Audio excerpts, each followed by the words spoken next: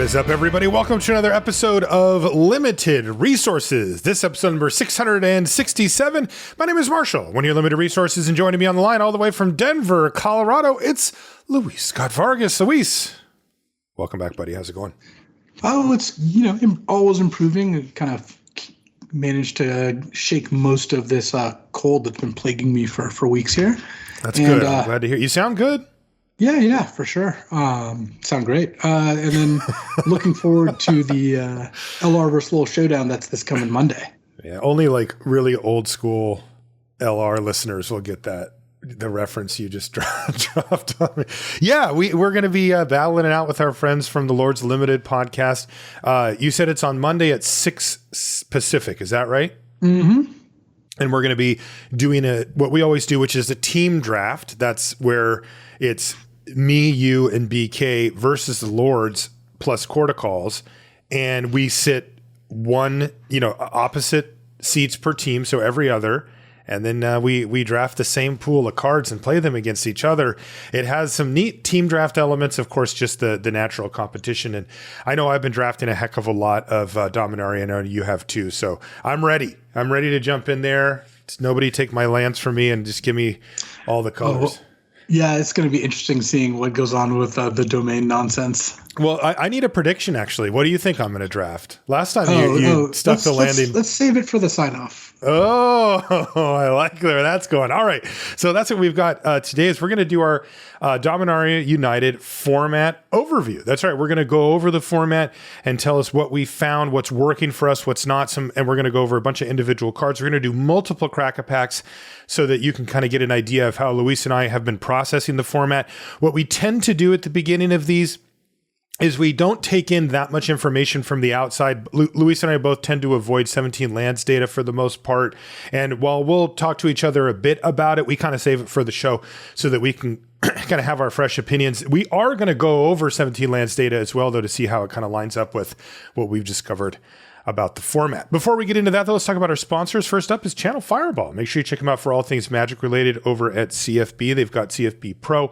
They've got the marketplace. You can buy singles, sealed product, and a full selection as a result of that marketplace. And again, if you do want to improve your game, CFB Pro is a great place to go to get all the latest and greatest tech, especially as we start to ramp up towards having a lot more paper Magic tournaments coming up in the not so distant future, and even now in some places as well. So CFB, make sure you check them out for all things Magic related. The show is also brought to you by FTX. That's a place to manage all of your digital assets. If you're within the United States, it's ftx.us. If you're outside, it's ftx.com. Of course, there's an app for your phone as well that allows you to track, update, buy, sell, do all the things that you'd want to do with your digital assets as we take further steps into the new world here, perhaps provided with some help and some interesting additions by these type of technologies. You're going to want to get in on it, and you're going to want to make sure that you understand what it is, how it works, and how it can best help you. And if you're ready to do that, FTX is ready for you. Now, we'll remind you that this is a form of investment, and that means that there's risk, and it means that you need to consult an investment professional before you take on any of those investments. So when you're ready, FTX is ready for you. If you're outside the US, it's ftx.com. If you're inside, it's ftx.us. The show is also brought to you by you via the Patreon. It's patreon.com/limited resources. This is a way to directly support the show. It's always been the backbone of the podcast. And if you'd like to become a patron of ours, if you like the show that we make, if it helps you, you can head over to patreon.com/limited resources. And if you sign up, you'll get a thank you card and a sticker in the mail, regardless of what level you sign up for. As you move your way up, you can get some cool extra perks as well. Okay, so you mentioned the showdown. We'll be there for that on Monday. Let's get right into the overview. And what I think we should do, Luis, is just start with the crack-a-packs. Are you down for that? Yeah, let's do it. Okay, so let's do our first crack-a-pack, which I suppose is this one. Yeah, it'll be this one. Our first card out is Timely Interference. This is a card that we talked quite a bit about on the set review, and it's actually held up quite well. It's a player in the format for sure. Yeah, Timely Interference is awesome. It really helps make the spells decks tick. even as just a 1-mana kind of cycling card, but also sometimes your 2/2 battles theirs, and sometimes you just pay 3 mana and you make it so one of their creatures has to block and send in a creature to pick it up. So I wouldn't be hoping to first pick Timely Interference, but it's a card I'm very happy with and rarely cut from my deck. Yeah, the order that you listed them, I think is the most common order that happens. Like, it actually doesn't happen all that often that you get to nab a creature with the kicker ability and kill it. It is definitely not a super rare occurrence, but it's not super common either. A lot of the time, I'll just basically cycle Timely Interference, and that has a lot of upside with some of the really good cards, especially in the blue-red deck. Next is Viashino Branch Rider. This is the red 1/1 with haste, and you can kick it for 2 and a green to give it 2 +1/+1 counters. It also has the activated ability of 2 and a red, it gets +2, +0 until end of turn. I have not liked the Branch Rider. I've seen people play it fairly routinely, but I haven't really been a huge fan of it. Am I sleeping on this thing? No, I mean, if you end up red-green aggro, which is not very likely, but if you do end up there, then this card is good. But that's just not a archetype that you play against very frequently. I think I played against it like twice. Yeah, so that's probably why. Next is Shadow Prophecy. This is 2 and a black for an instant, and it has domain. Look at the top X cards of your library, where X is the number of basic land types you have, and then you put 2 of them into your hand and the rest in your graveyard, and you lose 2 life. Yeah, I've got to give it an official apology to Shadow Prophecy. The card ended up being very good. It's actually a card I prioritize now. And as it turns out, it's more like Dig Through Time than Divination. And you can kind of treat it as such. There you go. So baby Dig Through Time. And by the way, in doing research, just now putting some stuff into the show notes, yeah, that has absolutely proven itself out. It's actually one of the better performing black commons. So there you go. Next one is Argivian Cavalier. This is the 2 and a white 2/2 with Enlist, and it makes a 1/1 when it ETBs. This guy's been a house. This it's a good card. Quite good. Yeah. I'm still on Shadow Prophecy right now. It's not my favorite first pick, but I always want like 1 or 2 in my 5-color decks, depending on what else is going on. Okay. Yeah. And the Cavalier, while a solid performer, is just that. It doesn't add anything unique or particularly powerful to your deck. It's just a good 3-drop. Next is Molten Monstrosity. This is the 7 and a red 5/5 trampler that costs X less to cast, where X is the greatest power among creatures you control. Sometimes you just play red-green or just have something big out there. Sometimes you enlist something and it survives combat and you get a cheap Molten Monstrosity, but these do see play. Yeah, it's a solid card. It's nothing special. Typically, if you want a Molten Monstrosity, you can pick one up. That's how I feel too. And you rarely want multiples, and it's very replacement level, right? It never feels like the card that you're like, oh, I missed out on some Molten Monstrosities. My deck just didn't come together. Never heard anybody say that. Next is Gibbering Barricade. This is 2 and a black for a 2/4 Nightmare Wall. It's got Defender, and you can pay 2 and a black and sacrifice a creature to gain a life and draw a card. Interesting stats on this. The 2 and a black sack a creature, gain 1 life, draw card is a useful ability in the late game, but it's a little too expensive for the early or mid game or even the beginning of the late game. But what I have found is that a 2/4 blocker is actually pretty big. Like this thing can get in the way of some of the smaller like white based aggro decks pretty well. Yeah, the rate on this is pretty good, where it's got good stats, and then late in the game, it's a good ability to have. So while this is at its best in the Walls deck, it's still good in like black-white, which makes tokens, or just any defensive deck where a 3-mana 2/4 with good abilities is just a good deal. That's right. And so if you're in the market to slow down your opponent on the ground, or you're the Walls deck, a Gibbering Barricade is a C. It goes in your deck. Next is Soaring Drake. This is the 2 and a blue 2/3 flyer. Where are you at on Soaring Drake?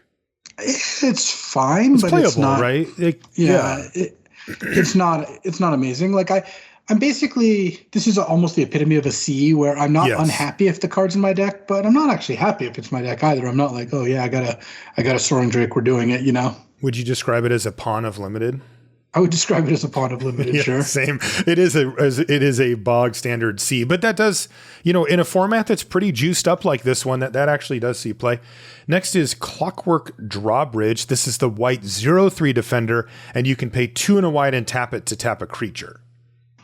Yeah, this is another one that is better than it looks. I don't think the card's fantastic, but when you're in the Walls deck, then you'll be pretty happy putting this card in your deck, and I think it overall has seen a decent amount of play as a result. Yeah, and the activated ability is too expensive for the early to mid game, but it is relevant late. Sometimes people play, a Molten Monstrosity, and you can just sort of set aside 3 mana to keep it tapped. Tapping is powerful. This is too expensive for it generally, but yeah, Clockwork Drawbridge makes the cut. I think the fact that it's also, we'll talk about Wingmantle Chaplain, but the fact that this is the defender that is cheap and in its color, also it gets a bump from that just because you can really max out on these. Like people aren't fighting you for Clockwork Drawbridges. Next is Snare Spinner. This is the 1 and a green 1/3 with reach. And if it blocks creature with flying, it gets +2/+0 until end of turn. I never play this card. It never ends up making the cut for me. I've done a lot of best of 3 drafting of this format, and I have found this to be a card I do want to pick up for sideboard purposes. Yeah. Because there are some matchups where it's okay. But yeah, it's not a high priority and not a card you should typically put in your main deck. Yeah, I've been playing primarily Premier, and I don't think I've ever voluntarily played a Snare Spinner, and it definitely has the if my opponent plays it, I feel a sense of relief component to it, which is not a compliment. Next is Scout the Wilderness. This is the 2 and a green sorcery that lets you go get a basic land and put it on the battlefield tapped. And it also has kicker for 1 and a white. You get 2 1/1 white soldier creature tokens if you can pay that kicker cost as well. Yeah, this is about the lowest tier of fixing. I mean, this and the metalwork, salvaged metalworker, the 1/3 that you can filter mana with. Those are the kinds of fixings that you're not really that interested in, but you could still play if you needed to. Yeah, this is more of a break glass in case of emergency fixing rather than the bread and butter that you hope to get. Speaking of, here's Slimefoot's Survey. This is the card we really didn't like it in the set review. This is the 4 and a green that lets you basically go get 2 lands, and then you can kind of augment the top of your library as well. This card's it's bad. I am not a fan. No, it hasn't performed well. I generally would recommend avoiding it. Yeah, it's to me. I have tried it, by the way, and it's actually your fault that I tried it too, because remember when we talked about the Lotus, and you were like, "Well, look, in these certain situations, So I was like, "Well, let's just take that one step further and do that with Slimefoot Survey, where it's a 5 mana card or whatever." But it turns out that this one's way worse, like just at face value, and also, very narrow application for it. So yeah, I'm off of Slimefoot Survey. Next is Joint Exploration. This is 1 and a blue for an instant that is preordained. It's Scry-Tooth and draw a card, and it has kicker for green. If you kicked it, you can put a land card from your hand onto the battlefield. I never get to play this. I always want to take it, but take something else over it, and they never, they don't last long. I mean, this is about as good as Impulse, and I think Impulse is good. Impulse is good, yeah. This is slightly worse than Impulse, I think, if you're not going to kick it. And I played this card in blue-red, because in blue-red, you just want spells that replace themselves. Right. But in the 5-color deck, it's a solid thing, because one of the ways I think you can end up kind of winning with the 5-color deck is you have a base color or two, and if one of your base colors is green or blue, then you have fixing in green, and then cards like Joint Exploration and Impulse in blue. Mm-hmm. And so you end up in a spot where you're pretty happy to play these cards. Not a high priority for sure. Right, that's the problem, is that it's not a high priority, and therefore I never see it. Because I like the card, I just never get it because I don't prioritize it. Next is Walking Bulwark. This is the 1 mana 0/3 defender, and you can pay 2 to have your target creature with defender be able to attack and deal its damage equal to its toughness rather than its power until end of turn. You can only do that at sorcery speed, however. But this card's been sweet. This thing ends games. It's a pretty solid card. I mean, when you send in your Academy Walls and hit for 5, it's pretty good. And then it ends up doing a lot more. Plus, a 1 mana wall when you have Wingmantle Chaplain is just really easy to justify. So, yep. I mean, coming in, this is pretty weak pack so far. There wasn't even a land. I think I'm between Shadow Prophecy and Walking Bulwark are the 2 cards I would most consider. Mm-hmm. And then we've got a rare here that is not going to move the needle much. Yeah, it's Sten Paranoid Partisan. This is the blue-white 2/2 legendary human wizard. And as Sten Paranoid Partisan enters the battlefield, choose a card type other than creature or land, and spells you cast of the chosen type are 1 cheaper to cast, and you can pay 1 blue-white to exile Sten and return him to the battlefield under his owner control at the beginning of the next end step. Yeah, that card has not moved the needle for me really at all. I would take the Bulwark here. You're just in on the Bulwark? Yeah, I have no problem committing to the Walls deck. I think it's performed well enough, but this is one of the good payoffs for it. Like, this is probably the second best one. So yeah. So that's what I would take. I don't know if this is the second best one, but it is good. So the first one is Wingmantle. What are my other options? Blight Pile, I think, is solid. Yeah, I think this is better, but not by a ton, but a little bit. Yeah, I think it is close. The mill one's pretty good. Coral Colony, but I think saying it's the second best is a little deceptive because there's one payoff. There's a Wingmantle Chaplain. Have you had a successful wall deck that has 0 Wingmantle Chaplains? I've had medium wall decks without it. Yeah, where like I blight pipe peel out, but then sometimes I had to end up blocking, and then when your wall count shrinks, then the cumulative benefit goes away, and you do have to block. And the combat tricks in this set are really, really good. So you do lose your walls to combat pretty often. Combat tricks and enlist both all make walls just weaker in general than they would be. Yeah. I think that the wall deck is amazing if you get the Chaplain because you can go tutor for it with the Shield Wall Sentinel, but if you don't get Chaplain, there's just not that big of a reason to really be the wall deck. Sure. So, well, Bulwark does get you a win, but again, the Wingmantle Chaplain is the best one because you can build up critical mass of walls, play it, get your payoff, and then start trading off walls where like that doesn't work with any of the other payoffs. If you start trading off walls, then the payoffs get worse. That's true for Walking Bulwark and for the mill one and the Blight Pile too. So what would you take though? End of the day, I would take the Walking Bulwark here. I think it's a little better than Shadow Prophecy. They both are pretty targeted in the sense that one's a wall card and then the other is a 5-color card. And that's a little bit deceptive because you can end up playing Shadow Prophecy in a 3-color deck, like I've had in like a Grixis Spells deck, and it's fine. And you can end up playing Walking Bulwark in a deck that's not fully committed to walls, but both of them are pretty narrow. I'm not that happy with this pack, but I would take Bulwark over Shadow Prophecy by a little bit. Yeah, it's a disappointing pack for sure. Let's do another one. I like doing multiple crack packs at the beginning of a format so that we can kind of talk it out and let people see how we approach these packs. So our next one coming out does have a land in it, though. It's Crystal Grotto, and that's the one that ETBs and scries one. It taps for colorless, or you can filter colors through it by paying 1 mana and tapping it.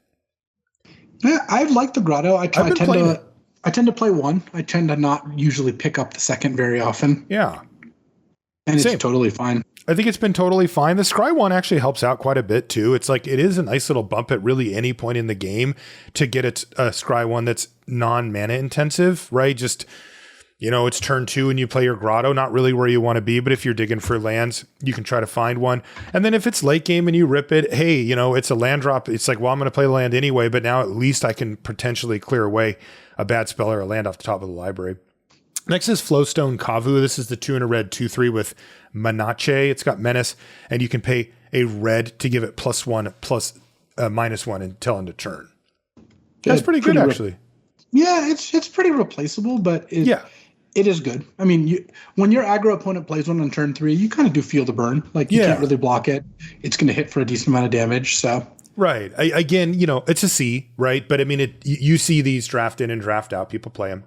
Next is Phyrexian Warhorse. This is the 3 and a black 3/3 with kicker for white. If you kick it, you get a 1/1 soldier token with it. And it has the activated ability, 1, sacrifice another creature to give this guy +2/+1 until end of turn. It gets pretty big pretty fast. Yeah, the Warhorse I found to be fine in like the black-white style decks that can make use of the extra tokens and whatnot. Yeah, that's how I felt about it too.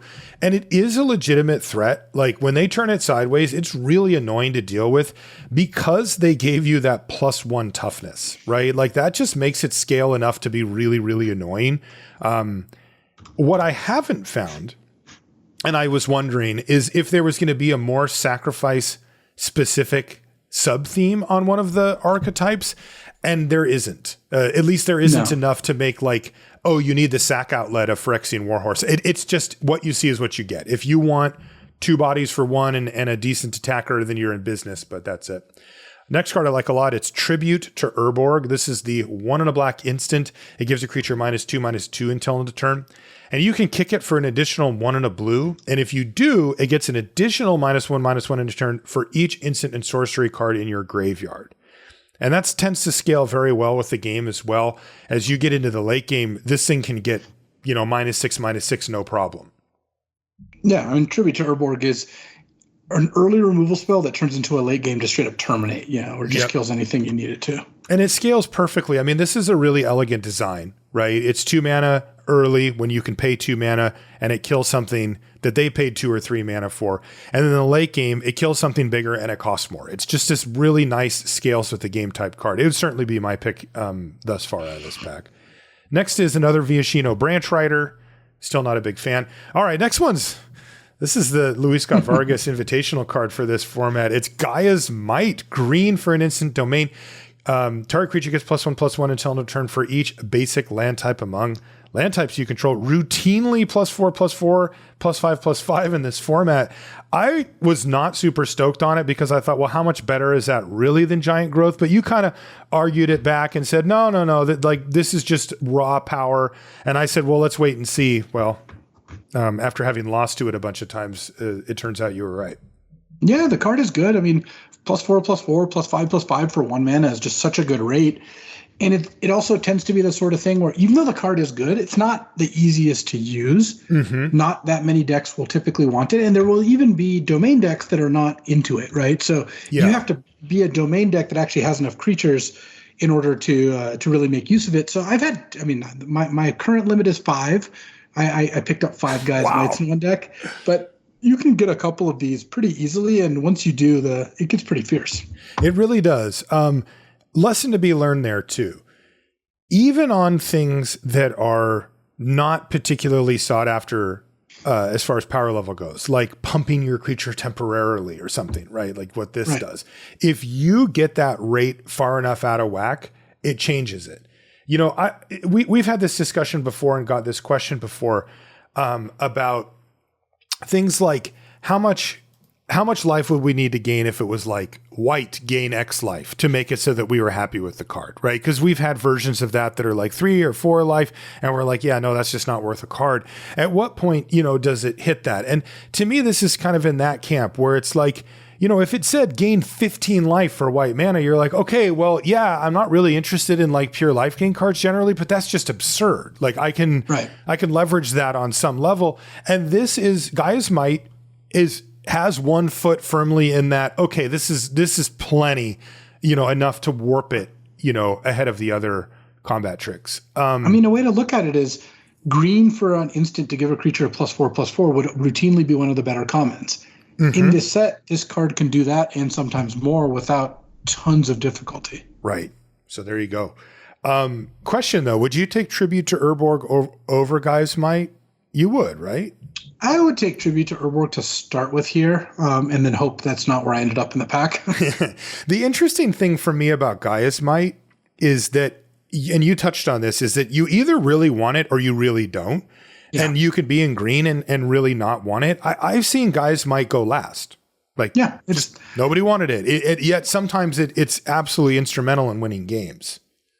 Yeah, it's the kind of card that does that. So it's not the kind of card I'm thrilled to first pick. What would be the dividing line for you on, like, how do you decide if you want it or not? Is it if you can get it to 4 or 5, or is it if you're aggressive or something, or what's the? There's not a hard and fast line. I think if you wanted to get it to 4 or 5 in an ideal world, but you also need enough creatures where that's something that's interesting to you. Right. But I played 1 or 2 of these in a domain deck that otherwise wouldn't seem like it cared about pump spells, but it just is too good to pass up 1 mana for +5/+5. On the other side, if you're playing an aggro deck that can give this to +3/+3, you're still probably happy enough with it. Okay. So it's a little confusing, where exactly you want to end up on this. Yeah. But But the power level's there, no doubt about it. Next card up is Griffin Protector. This is the 3 and a white 2/3 flyer. And when another creature enters the battlefield under your control, it gets +1/+1 until end of turn. Griffin Protector's fine, but not exciting. That's how I feel about it too. You can put it into your deck. Definitely can put this card in your deck, and I've lost to it for sure. But yes, not really looking to. It's not leading a draft for me. No. Next is Hammer Hand. This card's just been awful. Yeah, I have lost to it, but you lose to everything when you play enough. So right, and also I think that we will. It'll be on the short list of cards we never play but lose to. Impede Momentum is next. This is the 1 and a blue sorcery. Tap target creature and put 3 stun counters on it, and you scry 1. Yeah, I haven't been super impressed by this card. I mean, it can do. Sometimes it can really make a big difference in a game, but for the most part, I have not found this card to be all that appealing. Just the problem is if you ever don't finish the game by the time the creature's unlocked, you feel pretty bad about it. You feel really bad. Yeah. What I've found is, so the use case where I thought Impede Momentum would be really good would be blue-red if there's a bunch of cheaper creatures that get benefits from you casting sorceries and instants. And there are some of those. But the way the blue-red deck tends to play out more regularly is the sort of attrition-y, like you build up to this turn where you play like 2 5/5, serpents with Tolarian, whatever it's called, and have a counter spell or something, and you're like, go. Rather than like I curved out with like a 1-drop, and then a 2-drop, and then a 3-drop that all care about me casting instants and sorceries, and then I play Impede Momentum, tap down your only blocker, get a bunch of triggers, and kill you. That doesn't play out that way as often, and that's why I think Impede Momentum has dropped off quite a bit. It's a more attrition-based strategy than a tempo get you dead in one shot type thing. All right, next one's I wouldn't say it dropped off. I didn't like it from the beginning. So okay, well, I was just trying to say that I was trying to look for the good use case for it, and that's what it was, and it didn't hit that. No, I totally agree. The blue-red decks are play Academy Wall, Essence Scatter your thing, Flowstone Infusion your thing, Lightning Strike something, cast an Impulse, and then cast 1 or 2 Tolarian Terrors for on the cheap. So Impede Momentum doesn't really fit into that very well. Right. Yeah, Terror. There we go. One of the best commons here, Extinguish the Light. This is the 2 black instant, destroy target creature or planeswalker. If its mana value was 3 or less, you gain 3 life. It's solid. I would actually take Tribute to Urborg over Extinguish the Light early. My main... So here's the thing. When you're blue-black, these cards are very similar because for 4 mana, they probably kill everything. And maybe you miss out on a little bit of life gain, but that's not the end of the world. When you're playing a 5-color deck, Extinguish the Light's a lot harder to cast than Tribute, and Tribute doubles up as a 2-drop. So Extinguish is fine. I wouldn't fault you, but right now I'd be looking at Tribute to Urborg over Extinguish, I think. Okay. I think I would take Extinguish, though I guess it really does depend on where you think your deck's going to end up. Because like, let's say you're black-white, like I'd much rather have Extinguish the Light than Tribute. If I'm 5-color, then I agree that maybe Tribute edges it out. So it's kind of like, where do you see this going? Are you black-red? Are you black-white? Or are you going to be, multicolored? Extinguish is more flexible. I will say that. Yeah. Black-white, black-red, both fine. Black-green, I don't really count because it's kind of hard to be black-green without a bunch of splashes. Mm-hmm. And of course, blue-black, they're both pretty comparable. But I think it just reflects that I like the 5-color deck a lot. Yes, it does. I was going to say that too. That moves us to the uncommons. First one up is Zar Ojanin. This is Scion of Efavra. This is the 3 green-white 4/4 legendary cat warrior with domain. Whenever he attacks, they did change things here, which is interesting. I wanted to ask you about this. Whenever it becomes tapped, right, which is kind of an interesting touch. There's a couple of cards with this in the set that like trigger, you're like, oh no, like I tap this thing down and all of a sudden it's triggering. But it says put a +1/+1 counter on each creature you control with toughness less than the number of basic land types among lands you control. Yeah, so I mean the joke of course is that enlist taps the creature down, so you can enlist Zar Ojanin here without having to expose him to combat. But Yeah, this is a pretty solid domain payoff. It kind of naturally pumps your 1/1s. If you do a little work, it starts pumping your 2/2s, maybe even 3/3s. And if you have the full domain, Zarjan even gives himself a +1/+1 counter. This is fine. What the domain decks don't typically need a lot of are powerful cards at 5 mana, because they just naturally end up getting there. That's not where I found the biggest holes to be. So I wouldn't take Zar over Extinguish or Tribute if, this early in the draft. That's what I think too. This is a little bit of a casualty of like gold kicker cards, right? Is that if you put together a domain deck, let's say where your mana is really good, you can kind of pay whatever you need to pay at any given point in the game. You're going to have a bunch of cards that have kicker on them that replace, or, like here's a good example, Phyrexian Warhorse. Right. If the kicker doesn't matter, like if you can always have the white mana, it's 3 white black for a 3/3 with a 1/1, and the 3/3 has a relevant ability. That's already pretty good. And it's kind of encroaching into the territory that Zar Ojanen has here, where it's like, but it's stuck at that 5 mana gold slot and doesn't give you the flexibility that the Warhorse does. Now, Zar is more powerful, fair. It's an uncommon, it makes sense. But like when you have cards like Phyrexian Warhorse, kind of bread and butter Cs that are starting to kind of creep on your deal and even offer a little bit more flexibility, it makes these 5 mana, 6 mana, sometimes 4 mana cards that are inflexible a little bit more difficult to take advantage of. But as you said, I agree. It is a fine payoff for the domain deck. It's a good card. You can put it in your deck, but you don't have to prioritize it. Next is Tail Swipe. This is the green instant, and it says choose target creature you control and target creature you don't control. And then they fight each other. But if you cast this during your main phase, your creature gets +1/+1 until end of turn. This card's really been good card. Good, yeah. Yeah, no, the +1/+1 and the 1 mana is just combined for a really nice rate. That being said, you have to make sure you have enough creatures, but I would Tail Swipe over Tribute to Urborg and Extinguish or Zar Ojanen. The other thing which comes up sometimes is Tail Swipe's a good 1 mana spell to get with Micromancer. And yeah. That's actually relevant. That actually does matter. So I think that you should keep that in mind. Right from this pack right now, my pick would be Tail Swipe. Card's been really good. It's also one of those cards that leads to those sort of devastating turnarounds, like where you're like 2-drop, 3-drop, 4-drop, and then on their turn 5 they go 4-drop Tail Swipe, and it's like, wow, I was way ahead and now I'm behind, right? Because this 1 mana card can take something off the battlefield. Also, the fact that it's only 1 mana allows you to sneak it in where your opponent is tapped out, right? Where you can cast it plus another spell and they don't have the ability to interact, and you can sort of, with impunity, Tail Swipe. I'm a big fan of the card. I think it's really performed well. Next card's good too. It's Phyrexian Missionary. This is the 1 and a white, 2/3 lifelink. And it's even got more. It has kicker for 1 and a black. And when it ETBs, if it was kicked, return target creature card from your graveyard to your hand. This card's awesome. Yeah, I mean, this has supplanted Tail Swipe, and this is just my pick. Yeah. It's so good. If you need to cast it on turn 2 against aggro, it's a 2 mana, 2/3 lifelink. Fantastic. It brawls.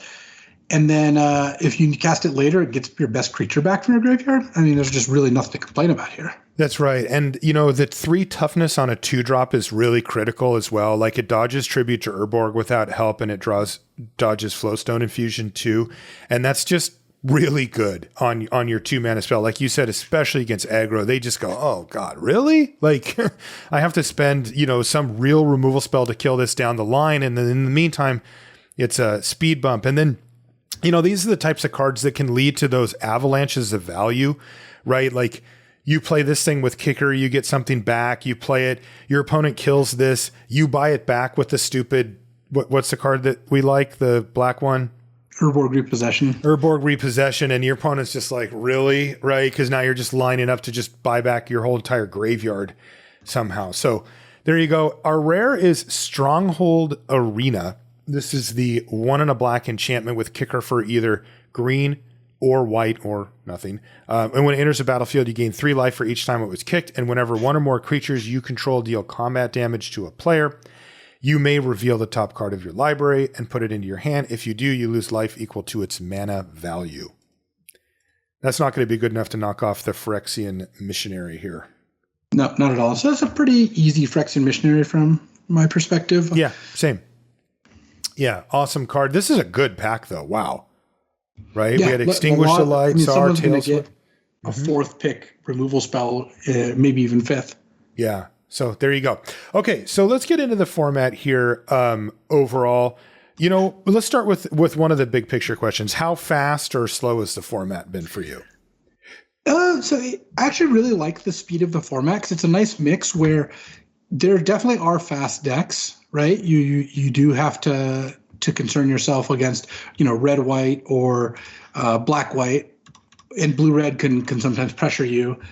But there's also 5-color, which is a pretty slow deck, and overall, a lot of the modern sets have kind of had a similar thing where you end up, if you don't make good plays, you are going to fall behind to these other big plays. This is part of the reason something like Joda's Codex, for example, is a hard card to get right, like in terms of how you use it. Mm-hmm. But the format also hasn't seemed like obscenely fast or anything like that.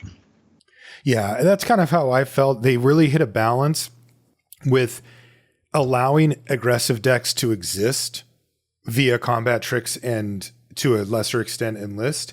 But because sometimes these formats get too skewed, right? And this one isn't, but they still matter. Like this isn't just one of those free for all formats where we just all draft 5-colored nonsense all the time and it kind of becomes, ice cream for dinner a little too much. Like you can definitely get ran over. You definitely have to, it always feels like there's some tension there if somebody's trying to kill you, that they might be able to get you out of nowhere with a really well-timed combat trick or something along those lines.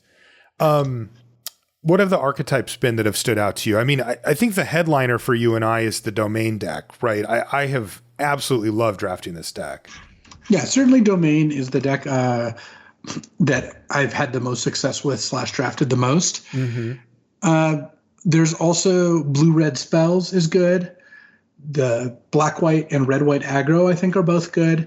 And then the Defender deck, which overlaps with the Domain deck a fair amount because you're playing spells of less red because there's no red defenders, but of basically all the other colors. And so my Domain decks and Defender decks aren't really that different, just kind of slightly different payoffs in some respects. Yeah, and that tends to bleed through with multiple color pairs. You mentioned black green. It's pretty uncommon to just play black green. I've also found that true with blue green, right? These are the types of decks that don't really lend themselves. There's not an incentive to only be those colors. The incentives lie with being multiple colors minimum.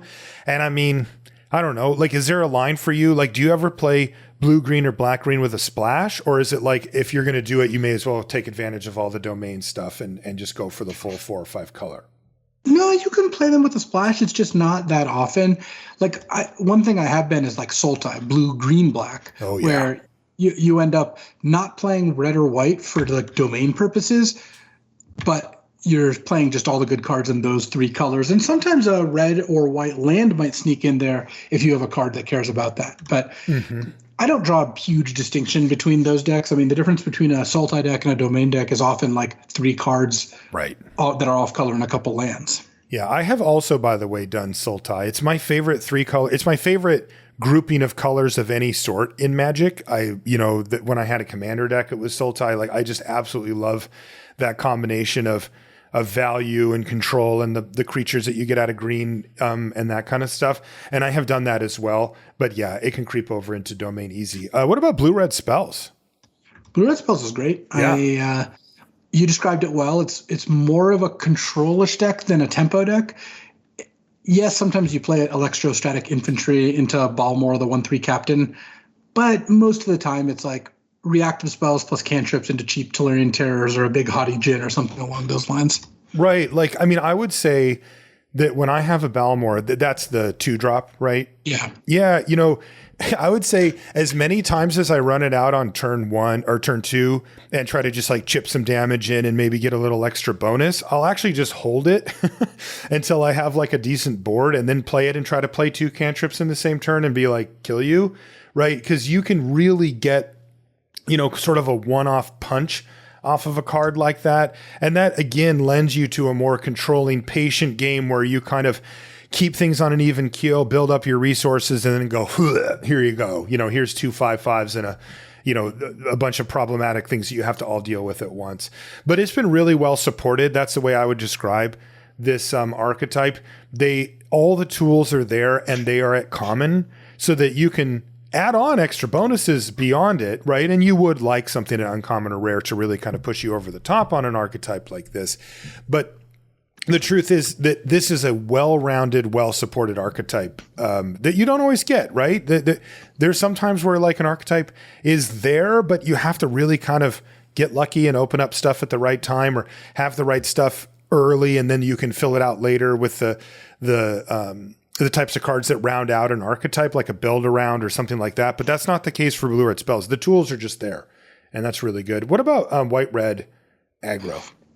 I mean, it's pretty straightforward. It's what you'd expect. It's a good curve. Keldon Strike Team as like your 5-drop/3-drop of choice. This is where the combat tricks come in, like Furious Bellow and the +1/+1 Indestructible Lifelink are just really strong in the right circumstances. And take up the shield. Yeah, it's that's number one on the regular. Like I'm looking at 17 lands right now. That's the number one common that doesn't have a kicker, basically. So there's other white cards that are higher, but like that's white way cards, high. not all commons. What's that? Of the white commons. Yes. Right. Yes. And that's pretty impressive, right? And that kind of shows you where that wants to be. I mean, I think I'm really glad these decks exist because they're good counterbalances to everyone just playing all tap lands, all 5 colors. Mm-hmm. Like there are formats where Double Masters is a good example. We didn't do a lot of covering of Double Masters, but I played a couple drafts. Mm-hmm. I think I did like 5 or something. A lot of the Double Masters games felt like both players just playing. There's tons of fixing, tons of powerful cards, just 5-color soup all the way down. Mm-hmm. One of the things that prevents Dominaria from feeling this way is that a good red-white or black-white curve-out deck can punish the people who are operating under Sphere of Resistance, right? Where all their lands come into play tapped and are turn delayed on everything. Totally. And, you can tell where they've pushed that. The number one punisher for that is haste, right? Like when you're sitting there playing a bunch of tap lands, you have all the tools in your hand, but you don't want to take those initial hits. And some of the best commons have haste. You mentioned the Strike Team or whatever it's called. Like that one just slams you for 3 or 5, and you're like, oh, right. My life total's on critical. White-black aggro plays out a little differently, but similar. Yeah, it's got a little bit of a sacrifice theme, and so it's trying to make good use of something like Banalish Sleeper or Phyrexian Warhorse, that sort of thing. Mm-hmm. But it can still actually curve out reasonably well. I mean, this is the one where when they play the Cult Initiate, the 2/1 skeleton on turn 1, you're like, I'm in for a world of pain here. That thing's gonna hit me for 6 and then trade off and come back. So, yes, and keep doing that over and over. Yeah, one of the cards that's come up routinely for that as well. And oh man, I guess I do actually have to know the names of these cards, don't I? Oh yeah, you're gonna be doing coverage. Oh man, it's been a while since I had to like hard memorize the names. I used to just do it for every set, but since we haven't been doing paper coverage, it's like it's just on the screen and I know roughly what they're called. The card I'm thinking of is Banalish Sleeper though. Yeah. And it can be very punishing so you play like a bunch of tap lands, so you're kind of off curve, but then you finally go, okay, here's my big blocker, my 5 mana blocker or whatever. And then they just go sleeper, sack it, and hit you with whatever was left on the battlefield. And all of a sudden, that game can fall apart from you very, very quickly as well. I've liked that card in white-black actually more than I thought I would. The sleeper. There's a ton of random stuff to get rid of. You can also just run it out on turn 2 and start slamming with it. And you can, chain them together or hit them at the right time against the slow decks for a really big swing for you. Yeah, I really like blue-white as well. Yeah. It's less drafted than blue-red because there's more payoffs for being in red. Mm-hmm. But, Tolarian Geyser, Wrath, the legendary for white-blue 1/3 that you can tap 2 creatures whenever you play a spell to draw a card. I posted on Twitter yesterday that this busted blue-white deck that cruised pretty easily to 7 wins with 4 Essence Scatters, 4 Tolarian Geysers, just kind of running up the score. But blue-white can be a nice tempo deck. And this is where, your Soaring Drake and stuff like that actually does kind of come home to roost. The 2/3 flyer for 3. Like you can actually get some decent value out of that. That's right. And, there's the other, what is the one that makes soldiers, the 3/3 flyer? Oh, Tyr Kennerid or something like that. Yeah, that card's very, very strong, but it's a little difficult to cast, so you do need to kind of be in that color pair specifically. And then what about the Defenders deck? How would you describe what you've seen? You seem to think of it more as a Wingmantle Chaplain deck and or bust. Yeah, so it's a Wingmantle Chaplain deck, and because you really do want Floriferous, Vine Wall, Blight Pile, Academy Wall, Coral Colony, all those things, you end up being all the colors but red pretty frequently. Mm-hmm. And that ends up working out fairly well because the Vine Wall already naturally gives you so much fixing. That's right. Yeah, and because that card's just kind of good on its own. Like I'll play that in the Domain deck anyway, but it's just extra good. Totally. But it's just extra good in Defenders. And at that point, yeah, you get the Shield Wall Sentinel and the Walking Bulwark and the Clock Tower Drawbridge and all the like walls that wouldn't have made it though. The Gibbering Barricade is, I think, good enough just in general. Mm-hmm. Like I play that in a lot of my black-based domain decks, but yeah, same with Blight Pile. Like it's just a good blocker. Like you play, you don't have to. Yeah, I think the Walls deck is good if you open a Wingmantle Chaplain. It's like the best card in the set. So right, like to pick one, pack one, and the reason is because Shield Wall Sentinel can go tutor for it. So all of a sudden, your best card, you just get to play 3 to 4 copies of. It's kind of like Mascot Exhibition. Yes, and you know a lot about that. I do. Let's talk about our favorite deck here, which is the Domain deck, and the best way to approach it. So the Domain deck it's very strong, and there's a couple things you want to keep in mind that I think track, because it's not. I think a common misconception when it comes to domain decks is, again, it's just like, all right, I'm just going to put all the best cards into, like, I'm just going to draft all the good cards and put them in my deck and then, profit. Yes. As long as I get my mana fixing under me. And this, by the way, is a tried and true cube strategy, right? That you prioritize mana fixing and then you can just take whatever cards you want. But it's a little different here. Yeah. So I think that the things to keep in mind is you want a lot of land. So there's the basic land cycle, right, of 10 of the tap lands plus the Crystal Grotto, and they count as the land types, which is obviously a setup for domain here, right? Otherwise, it wouldn't really make that much sense. And then if you can get, and the threshold I found is about 7 or 8 lands in, I'm feeling pretty good about my domain prospects.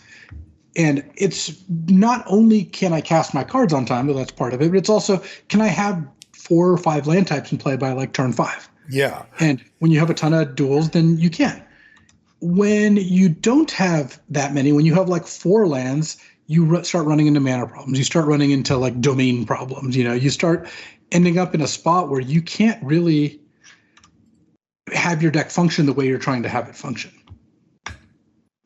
Right. And so the question then becomes, when and how are you prioritizing these lands? Because we'll go over that in a bit, because I actually put together a list of all the commons and uncommons that I would take over lands.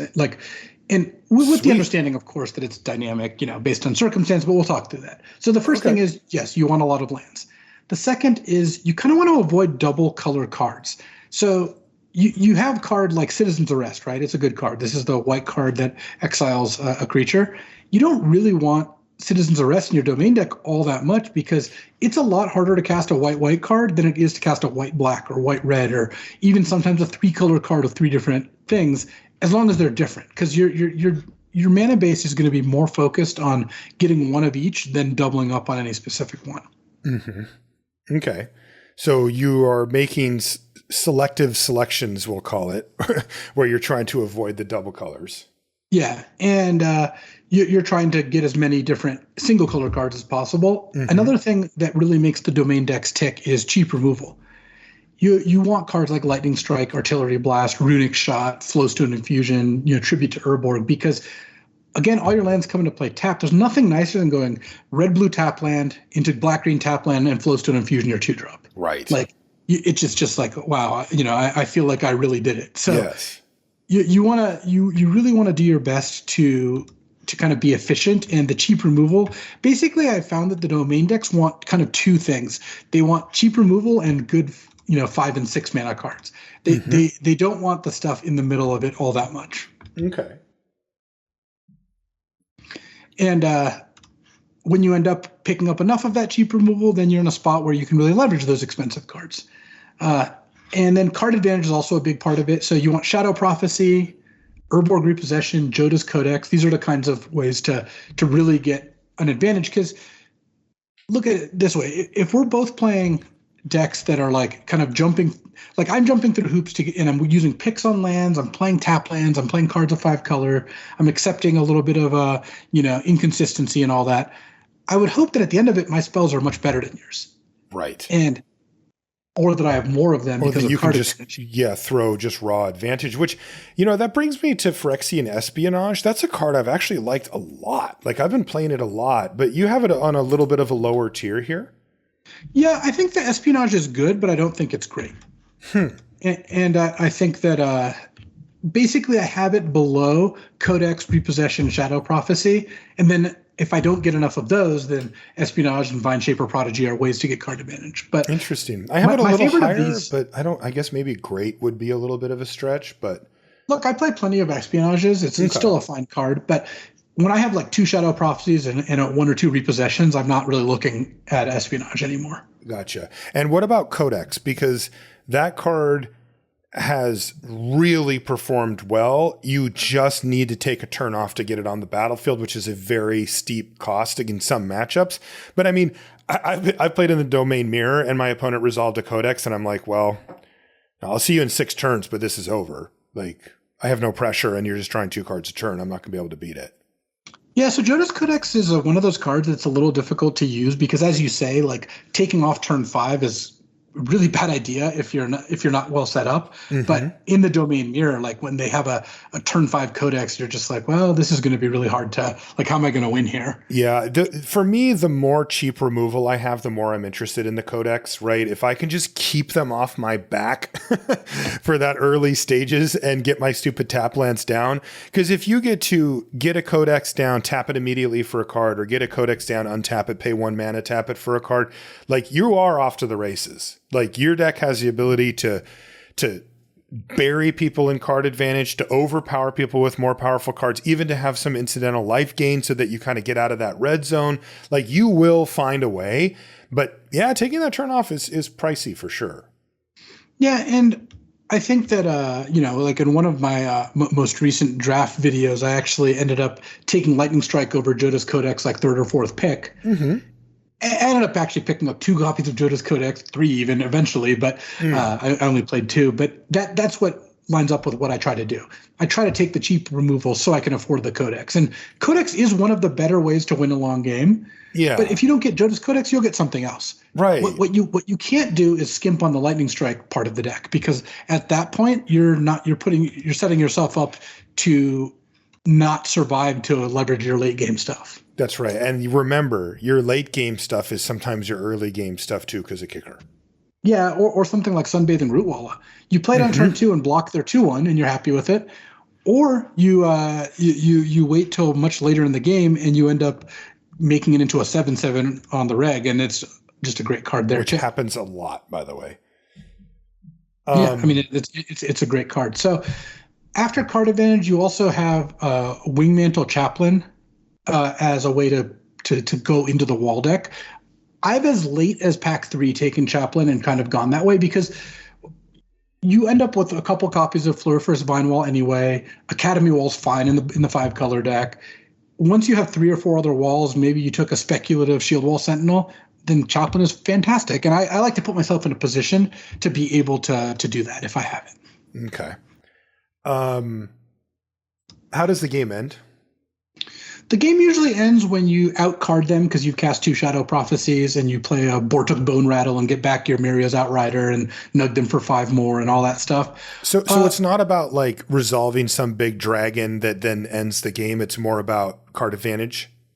Yeah, I mean, if you have a big dragon that ends the game, like a Rith or something, that's great. But most of the time, it's just you've beaten them down by just getting all their cards. I mean, something like Tatiova, she's like one of the best uncommons for a reason, right? And being able to just turn all your lands into creatures is a huge part of winning the game that way as well. Yeah, I found that it feels like when you're playing the domain deck that there's a tipping point. So prior to the tipping point, you're scrambling to keep your life total high, keep the board as clear as you can, and to get your mana online. And then you'll see that you'll hit that middle part of the game. And this is where the game's decided, because it either tips back on you because you weren't able to do those things and your opponent overwhelms you, or they have one well-timed removal spell or tempo spell or something to just get your blockers out of the way even temporarily. And then they just flood you. Or they fire off something huge like, a mass pump spell. There's a couple of those in the set. There's multiple creatures that do that too, that you can pay mana, or the Zara, Jan, and Guy, whatever. Something that says all my things are bigger temporarily and now you're dead. That is how it ends one way. Or you hit the tipping point where you resolve one of your card draw cards. It's usually something like a Shadow Prophecy or a Phyrexian Espionage or a Codex, or the ultimate game ender, Urborg Repossession, where your opponent just goes, ugh. And you buy back one good creature and one creature with kicker that gets you some type of other advantage. And then if you deploy those, the game's over. And it just floods back into the other side for you, where you get to have the fun time where you're drawing 2 cards a turn and you're doing this. And now you're chaining cards together and you're nabbing their last card with your Phyrexian Espionage, and just everything comes together. And it's very much on that middle part where, were you able to get your mana under you and keep their board at bay? Or were they able to build out a board, pressure you, and have that one well-timed spell to finish you off? And that, to me, there's always this inflection point in the game where it's not usually, and I resolved my big dragon and then they couldn't beat it and the game ended. It's usually, and I resolved Urborg Repossession or Codex or Espionage or whatever, and then the flood of card advantage shifted over to me, and I was able to actually have the mana to deploy all of them. And, this goes back to our discussion about that Lotus card as well, because, this is the type of card that can allow you to actually deploy all that stuff and win the game as a result. I mean, the way I look at it is, if you get to untap and they didn't attack you on their last turn, you, as the 5-color deck, you frequently feel like you've won the game. Yes. Because all of a sudden you get to cast that Phyrexian Espionage without having to, worry about taking 6 damage on the backswing. So if you did a good job of lightning striking their 2-drop and Tolarian Geysering one of their cards and then playing a Mario's Outrider, all of a sudden you could be in a spot where you're no longer in trouble. Right. And, it's funny because you mentioned that scenario too, where like, on turn 2, you play a tap land and use a 1-mana removal spell to kill their attacker. Or maybe it's turn 3 and you play a tap land and lightning strike their only good attacker. Like, those are major. Like, have you ever seen those graphs for sporting events like football games? Where it does a real-time tracking of what their win percentage is. I feel like when you get to pull off that little maneuver, you get a little 8%, bump in your direction just from that one play.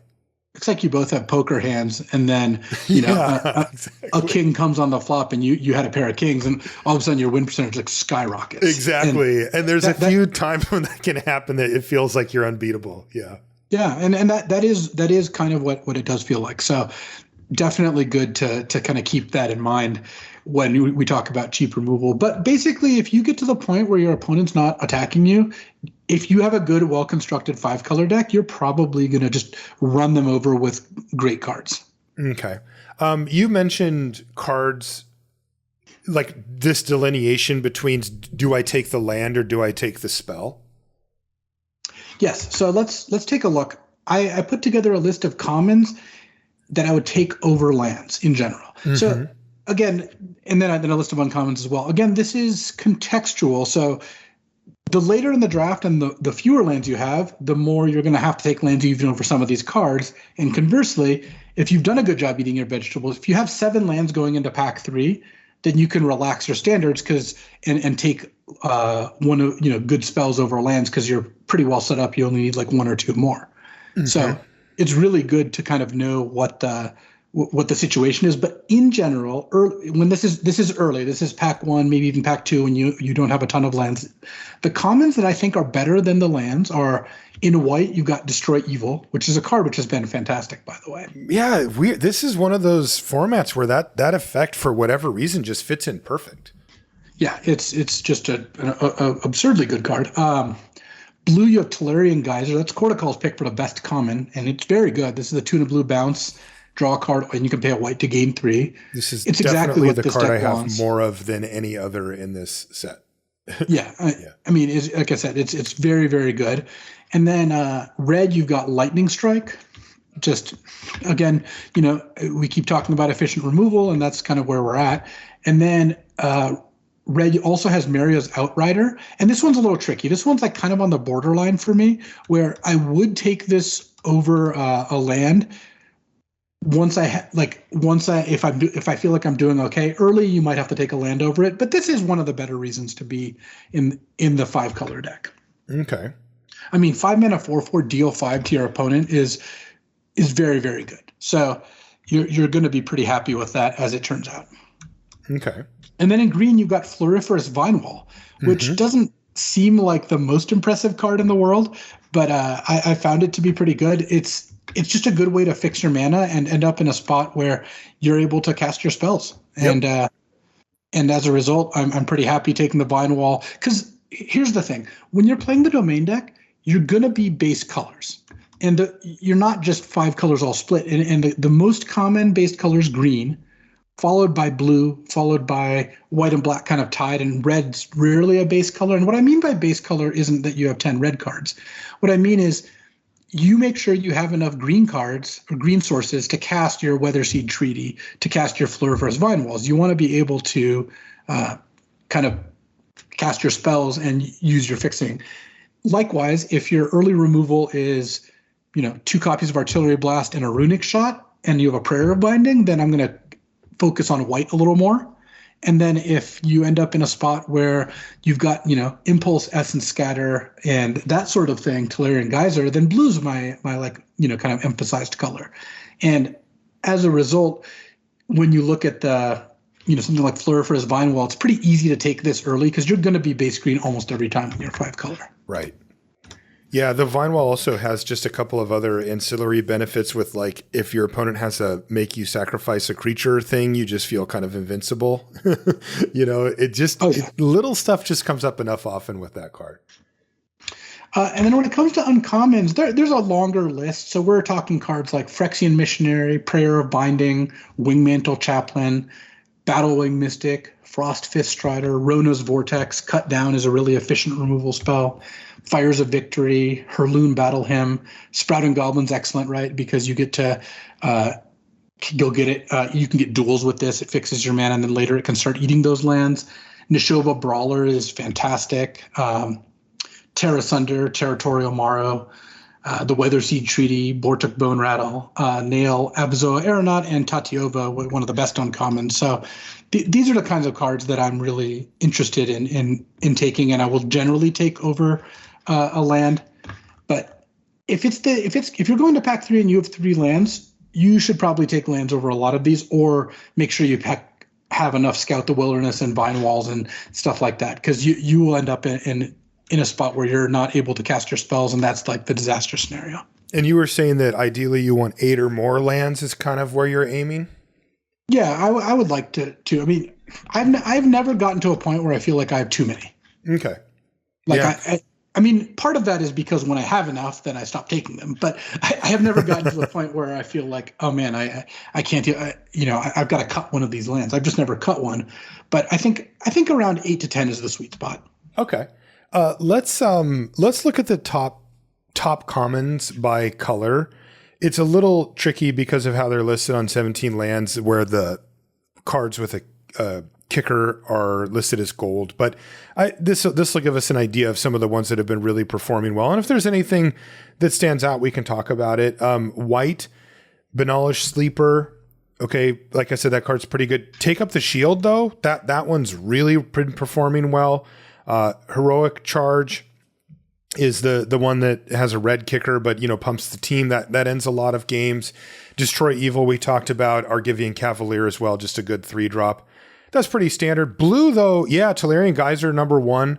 I love that card. I've drafted infinite. Phyrexian Espionage is higher on the list actually than I thought it would be, but it makes sense. I have been playing it well. I played it a lot as well. Timely Interference. Essence Scatter's been awesome, right? Like Essence Scatter's been super, super good. How about Impulse? We got to talk about Impulse. Impulse is really high on the list. What do you make of that? If we only look at the like the non-kicker, non-gold cards for blue, it's Essence Scatter than Impulse. I think that's not as much a reflection on how good Impulse is exactly, though Impulse is solid. It's more that this is a set that incentivizes you casting a bunch of spells. Okay. And Impulse lets you is a good fits version perfectly. Of that. Yeah. It's a 2-mana instant that triggers all your spells matter stuff, makes your serpents cheaper, that finds you another spell. Like Right. you almost always impulse into another spell. So Impulse is very good, and you don't need to draft it super highly because it feels like it comes around late enough because not every deck wants it, but it's a really good card. And I think the fact that Timely Interference and Impulse are both on here speaks more to the spell's payoffs than it does the I think how good those cards are specifically. Yeah. Also, the fact that Impulse is right next to Essence Scatter is not a coincidence, right? The fact that these two cards are both in the set where you can go, okay, I'm going to leave up Essence Scatter, and if not, I'll Impulse, and that's relevant matters too. Yeah. Tallest Lookout kind of rounds out the list here. Good card, right? 3/2 flyer. When it dies, you get a card and selection and a little bit of graveyard love there too. The only downside to it is that it is double blue, which you warned against. Yeah, no, I will say that my 5-color decks can get to double blue often enough that I don't mind it so much there. Mm-hmm. It just depends on what kind of build you're doing. For black, Urborg Repossession, right? Fantastic. Talked about it. So good. Tribute to Urborg and Extinguish the Light as well. And then, still got it, baby. Phyrexian Rager is doing very well for itself in the format, and it's performed really, really well. It's a great card. I mean, Phyrexian Rager kind of reminds me of another point I wanted to make about the 5-color deck, which is I've played against people who play stuff like the 3/2 Ward 2 Turtle, right, in their 5-color deck. And I'm like, don't do that. That's not where you want to be. The cards you want in your deck are cards that fix your mana. So like Vine Wall, Weatherseed Treaty, if you have to, Scout the Wilderness. Cards that kill things, Lightning Strike, Artillery Blast, the cheap removal we talked about. Finishers, so cards like Joda's Codex or Zaro Jonin or, the big stuff. Or just really good rate cards. So cards like Neshoba Brawler and the Yavimaya Sojourner, the 8-mana 4/6 that gets cheaper for your domain. That card has been pretty good, actually. Mm-hmm. Phyrexian Rager is exactly the kind of card you want. It draws you a card, it replaces yourself, hits your land drops. Random 3 to 4 mana dorks are almost the exact opposite of what you want. So make sure you're not putting kind of mediocre cards into your 5-color decks, or you're going to struggle because you're going to be playing cards that are low power level in a deck that's not always going to be able to cast them on time. And that's like not the recipe for success. Right. These type of decks tend to play out in a more polarized fashion where you want to do a lot early and a lot late, but not as much in the middle. Exactly. Interestingly on black, so Phyrexian Rager, then Eerie Soul Tender. That's the 3/1 that you can pay 5 mana from the yard. Remember when we talked about on the set review, we were like, well, there was a similar version, a couple sets ago, and it didn't really get there. But if this format is amenable to a card like Eerie Soul Tender, we'll probably be happy with it. And it turns out it is, and we are. Yeah, it's solid. Mm-hmm. And then Shadow Prophecy's right after Soul Tender. So Soul Tender is actually one up on Shadow Prophecy. Kind of interesting there. Red Keldon Strike Team. That's the 3/1 haste, and you can kick it to bring the 2 guys with you. Really strong at either 3 or 5 mana. Lightning Strike, obviously great. Flowstone Infusion. It for the reasons that you described, Luis, has been performing quite well. Being able to take out an early attacker for only 1 mana is really good.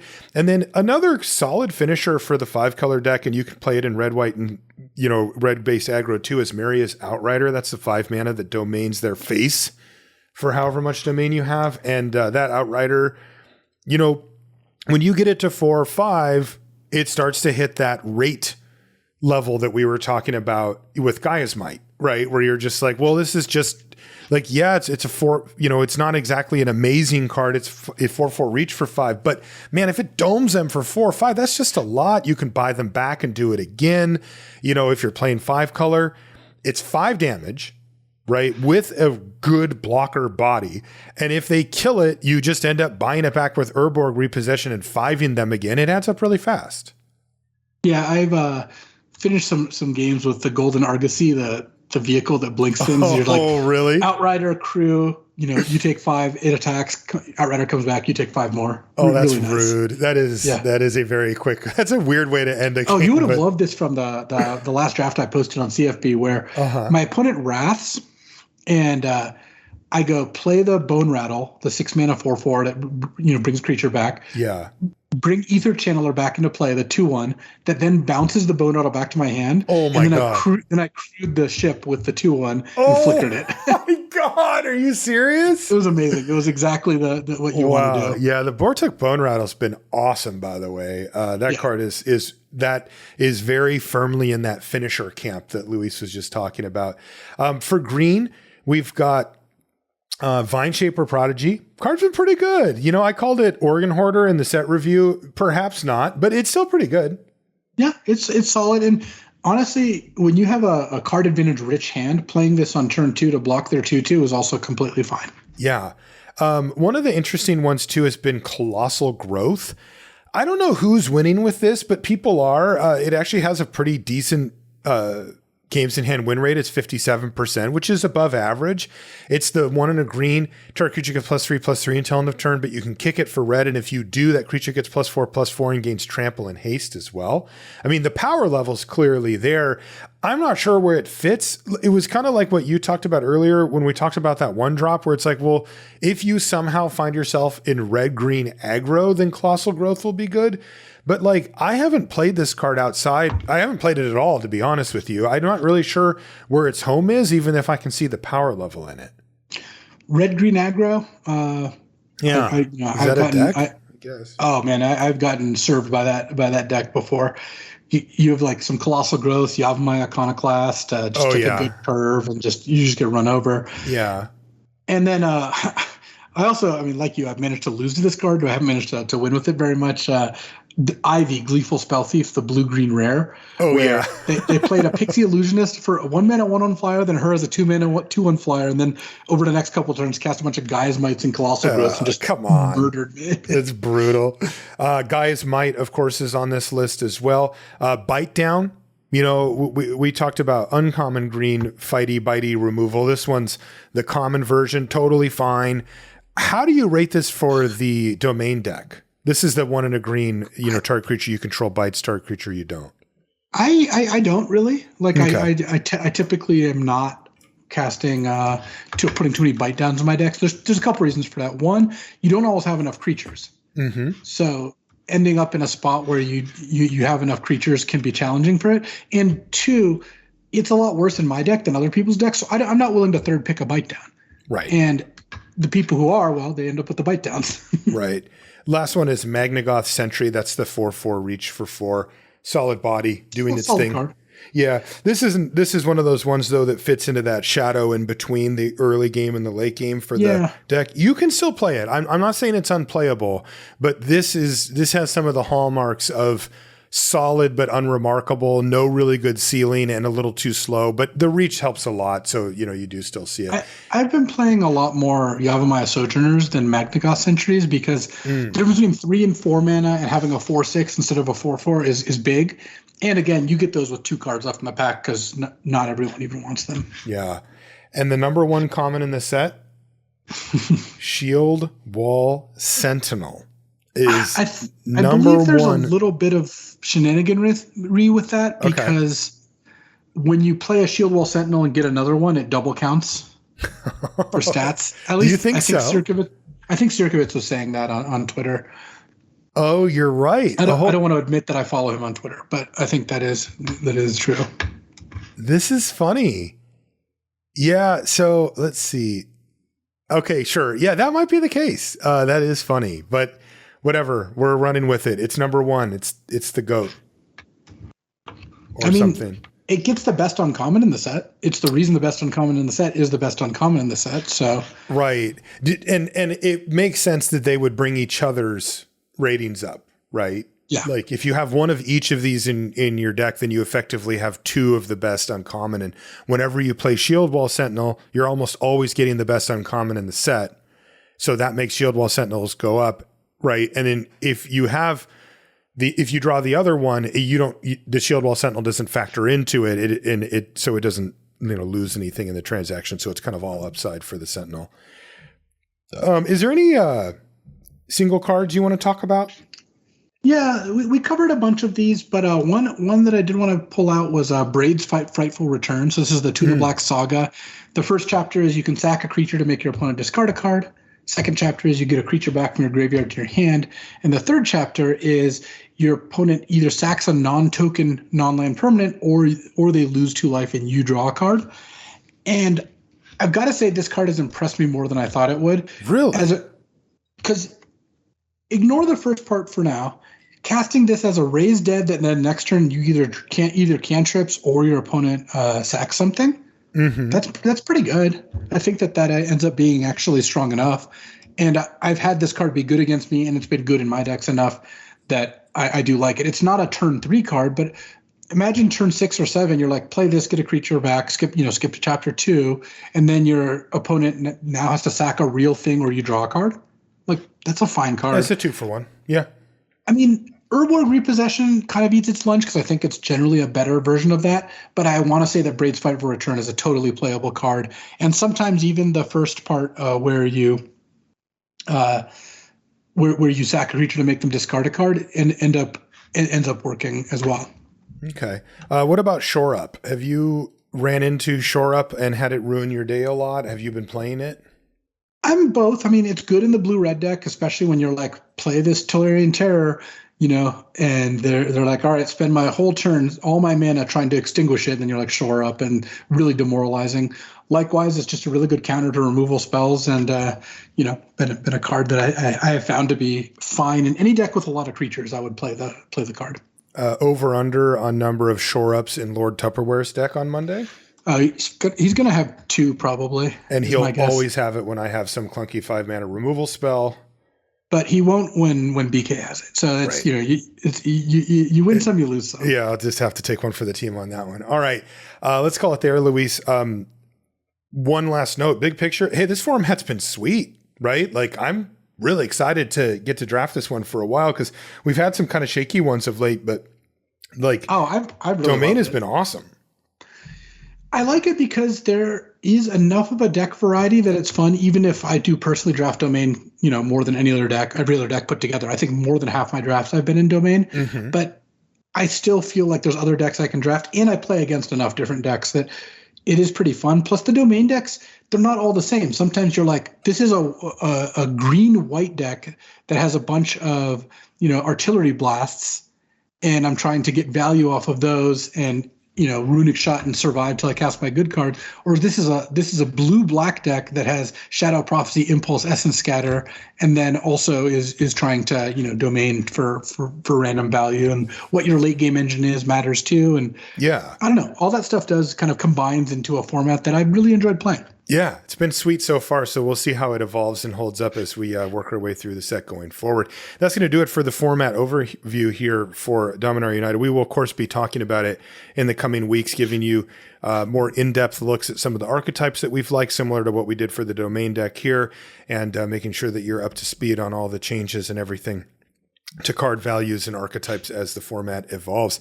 If you want to find us on social media, Marshall_LR and Luis is LSV, pretty much everywhere. You can find everything related to the podcast at lrcast.com. I want to say thank you to our sponsors, Channel Fireball and FTX, for their continued sponsorship of the show. And with that, we'll see you next week. All right, so I've got to do my predictions for this particular showdown. So we have the LR versus LOL showdown. This is actually number 10. Oh, is it really? We're 6-3 right now. So this is the last one. Yeah, because even if we lose, we can't have a losing record. So last time my predictions weren't quite right, even though I did get some of the decks right. You actually overperformed with a 3-0 with Clunky Maestros, carrying us to victory, as you do recall, I'm sure. I do. So this time, here's my predictions. So for team resources, I predict that you and I will both draft Domain to 1-2 finishes. Both of our decks are going to be like, I think that your deck's going to be a few lands short. My deck's going to be a few powerful cards short. We're both going to end up just slightly missing on the things we need. This is so good. This is so accurate. and we're both going to go like, oh, I got a Domain deck, but it didn't quite get there on the Discord call. And we're both going to be like, oh, you took my land. Oh, I was hoping to wheel that root wall. And that's where we'll be.